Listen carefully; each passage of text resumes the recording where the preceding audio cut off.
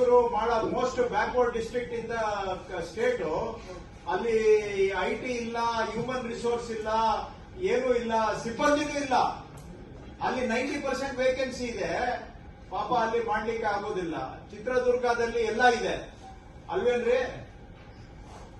And verification also.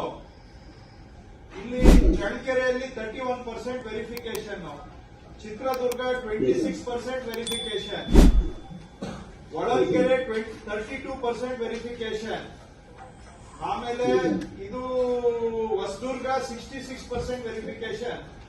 Only Hiriyur ಮಾತ್ರ 7% verification ಇದೆ. And Molakalmuru 70% verification. ಏನ್ ಹೇಳ್ಬೇಕು ಗೊತ್ತಿಲ್ಲ ಬೇರೆಯವರಿಗೆ. ಓಕೆ, ಇಶ್ಯೂಯನ್ಸ್ ನಿಮ್ದು ಹೇಗಿದೆ?